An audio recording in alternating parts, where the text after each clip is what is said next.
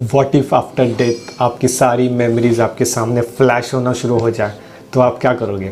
Hey guys, welcome back to the another episode. आज हम बात करने वाले हैं 10 minutes and 38 second in the strange world इस बुक के बारे में। आज इस पूरी बुक के बारे में बात करेंगे।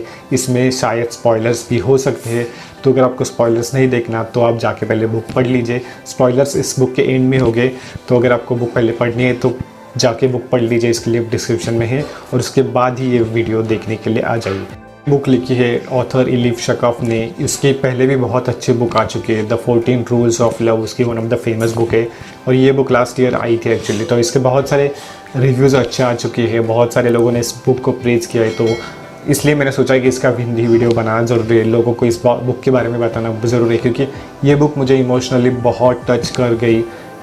थोड़ी इमोशनल बुक ज़्यादा है। इस बुक के बारे में बात करें तो बुक ज़्यादा बड़ी नहीं है, अराउंड 300 पेजेस ही है, लेकिन थोड़ी इमोशनल, थोड़ी डिप्रेस्ड बुक है, लेकिन इसमें जो इसेंस दिया गया है, इसके जो अंडरलाइन थीम है वो बहुत अच्छी है। ये बुक स्टार्ट होती है एंड पॉइंट से, मतलब स्टार्टिंग में ही उसका एंड पॉइंट बता दिया गया है कि एक्चुअली में क्या है, और इसके बाद हम प्रीवियसली सारे इवेंट्स इसमें देखते हैं।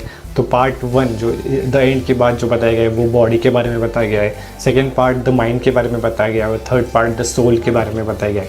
बेसिकली इस बुक के सिनॉप्सिस की बात करें तो लैला नाम की एक लड़की या औरत होती है कि जिसका मर्डर हो चुका है और उसे रोड के साइड पे छोड़ दिया गया है, और काइंड ऑफ वहाँ से वो अपनी 10 मिनट 38 सेकेंड में अपनी सारी मेमोरीज़ रिकॉल करना शुरू कर देती है, अपने बचपन से लेके अभी तक, मतलब अपने चाइल्डहुड, अपने स्कूल डेज, अपने फैमिली टाइम, वेकेशन टाइम, और जो इस्तांबुल में जो जो हुआ उसके बारे में, अपने फ्रेंडशिप के बारे में, अपने लव ऑफ लाइफ के बारे में, अपनी सारी चीज़ें उस 10 मिनट 38 सेकेंड में अपने रिकॉल करना शुरू कर देती है।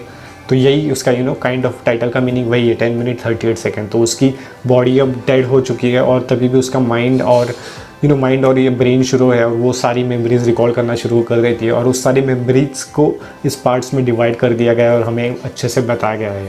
उसका मर्डर होने के बाद पार्ट 1 बुक का शुरू होता है। Part 1 is all about Laila का बचपन, मतलब उसके बचपन में क्या क्या चीज़ें हुई थी, उसके स्कूल में कहाँ गई थी, उसके बचपन की ट्रेजेडी क्या थी, इस सारे इंसिडेंट्स के बारे में पार्ट 1 में बात किया गया है।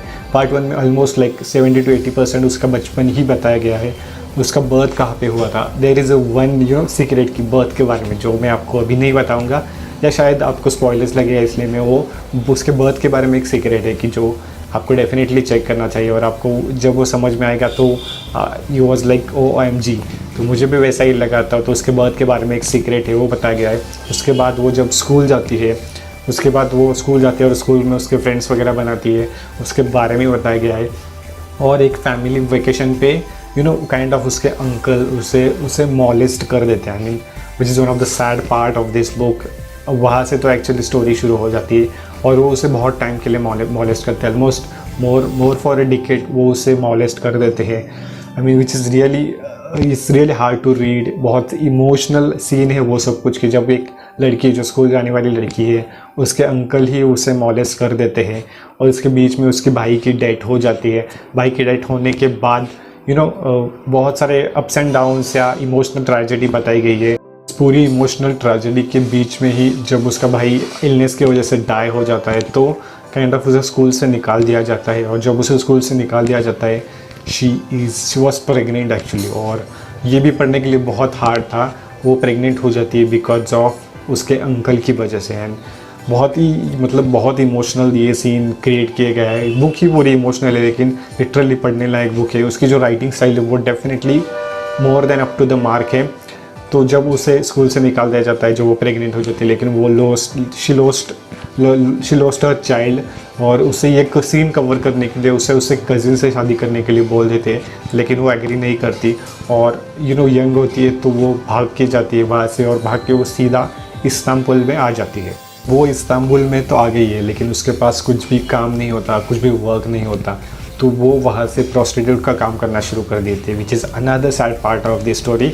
मतलब इतनी भी सैड नहीं है, आपको डेफिनेटली पढ़ना चाहिए, क्योंकि राइटिंग स्टाइल, जो इमेजिनेशन लेवल है वो डेफिनेटली पढ़ने लायक। मैं ऐसा नहीं कह रहा है कि बहुत इमोशनल है इसलिए पढ़ो मत, एटलीस्ट एक बार तो आपको ये नॉवल डेफिनेटली पढ़नी चाहिए। तो वो प्रोस्टिट्यूशन का काम करना शुरू कर देती है। वहाँ पे वो अपने फ्रेंड्स बनाती है, कुछ अराउंड 5 फ्रेंड्स के बारे में उसके बताया गया है। इस बुक की अंडरलाइन थीम ही फ्रेंडशिप है। इस बुक ही फ्रेंडशिप पे बेसिस पे उसकी पास्ट बताया गया है, लेकिन मोर अबाउट उसकी यंग जनरेशन और उसके फ्रेंडशिप के बारे में बताया गया है। तो एक बार एक प्रोस्टिट्यूट, एक client as a leftist, as a उसका क्लाइंट आता है और वो उसे देखता है, और यूजुअली एज ए क्लाइंट आता है, लेकिन वो उसे देखने के बाद वो उसे कहता है कि I don't want to do anything, just sit and talk with me. तो वो बातें करती है वहाँ पे। उसके बाद तो बहुत टाइम से बहुत बार आता है, लेकिन वो कभी कुछ एज ए क्लाइंट कुछ नहीं करता। वो एज अ वहाँ पे सिर्फ आता है, उससे बातें करता है, क्योंकि वो उसके प्यार में होता है और काइंड ऑफ लव बताया गया है वहाँ पे, लव स्टोरी काइंड ऑफ उसकी बताई गई है।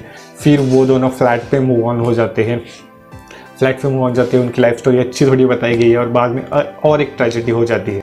फ्लैट में मूव होने के बाद उसका जो हस्बैंड है, यानी कि जो लेफ्टिनिस्ट है, वो किल हो जाता है, मतलब वो मर जाता है, और उसके बाद सब कुछ भी नहीं होता। वो फिर से वो सैड मोमेंट शुरू हो जाता है। लेकिन वहाँ पे भी इंटरेस्ट है कि वहाँ पे जो उसकी बेटर माँ होती है, यानी कि जिसके लिए वो एज अ प्रोस्टिट्यूट काम करती थी, जो उसकी ओनर थी, वो उससे एक डील करने के लिए बोलती है, काइंड ऑफ लास्ट असाइनमेंट, कि तुम्हें ये करना होगा and I will give you that much money. तो वो ये असाइनमेंट के लिए एग्री हो जाती है, और उसके बाद वो असाइनमेंट के बाद एग्री होने के बाद वो कहती है कि ये लास्ट असाइनमेंट होगा, इसके बाद मैं कुछ भी काम नहीं करूँगी। तो यही से स्पॉइलर एक्चुअली शुरू होने वाला है। तो उसे जब लास्ट टाइम बुलाया जाता है, तो एक्चुअली जब उसे बुलाया जाता है तो एक कार में बिठाया जाता है और उसका मर्डर कर दिया जाता है, और उसे रोड के साइड पे फेंक दिया जाता है। तो यहीं पे था उस स्टार्टिंग का एंड, मतलब बुक का एंड, और जो यहाँ पे आके कनेक्ट हो जाता है। लेकिन अभी उसके फ्रेंड्स को भी पता चल जाता है, वो उसकी डेड बॉडी देखते हैं, लेकिन उस डेड बॉडी का क्या करे, क्योंकि एक उसने जब उसके फ्रेंड के साथ बातें करती होती है, जो फ्रेंड के साथ काइंड ऑफ गॉसिप कर रही होती, तो उसने अपने डेथ के बारे में एक उस चीज़ बताई कि अगर मुझे डेथ आए तो मुझे ऐसी डेथ चाहिए, या अगर मेरे साथ कुछ हुआ तो मुझे आप मेरी बॉडी को ऐसी तरफ से करना, मतलब इस तरफ से उसका अंतिम संस्कार करना। तो इसे उसने अपने फ्रेंड्स को कहा होता है। तो अब क्या है, तो आपको डेफिनेटली जानने के लिए बुक पढ़नी होगी। इस बुक की बात करें तो इसमें बहुत सारे अच्छे फैक्टर्स है। राइटिंग काइंड ऑफ ऑथर की राइटिंग ही इतनी अमेजिंग है कि आप एक बार शुरू कर दोगे तो काइंड ऑफ फ्लो के साथ आप चले जाओगे, इतनी अच्छी उसकी राइटिंग है। उसकी ये बुक मैंने फर्स्ट टाइम पढ़ी थी, अब उसके सेकंड बुक में पढ़ने वाला हूँ, लेकिन बुक डेफिनेटली पढ़ने लायक है। कैरेक्टर्स के बारे में बात करें तो सारे कैरेक्टर्स बहुत अच्छे से लिखे गए हैं, स्टोरी ग्रिपिंग है, सब बोर नहीं लगता कि किसी सीन में यार कुछ अच्छा नहीं है, कुछ बुरा नहीं है, ऐसा नहीं लगता। थोड़ी इमोशनल है स्टोरी, थोड़ी डिप्रेस्ड है, लेकिन वन टाइम रीड ज़रूर है। तो इसकी लिंक डिस्क्रिप्शन में है, आप जाके बाय कर सकते हैं। मुझे डेफिनेटली अच्छी लगी, अराउंड 4 स्टार ये मेरे लिए रेटिंग है इस बुक की, just because of authors writing style, मतलब उसकी राइटिंग और टॉपिक भी अच्छा है, मतलब friendship, this is the underline theme of this book. Topic भी बहुत अच्छा है, लेकिन उससे ज़्यादा अच्छी ये बुक है, उसकी राइटिंग स्टाइल बहुत अच्छी है। Kind of author is gifted with the writing, की जो ऐसी राइटिंग लिखना बहुत कम लोग जानते हैं। तो सिर्फ राइटिंग के लिए आप डेफिनेटली ये बुक पढ़ सकते हो। अगर आपको ये वीडियो अच्छा लगा हो तो डेफिनेटली लाइक कर देना, कमेंट करके बताना कि आपको वीडियो कैसा लगा, और अगर आपको कोई और बुक का रिव्यू चाहिए तो डेफिनेटली हिंदी में रिव्यू चाहिए तो डेफिनेटली कमेंट करके बताओ, और उसके बारे में मैं वीडियो बनाऊँगा। That's all for the today's video, and I will see you in my next video. Bye bye, ta-da.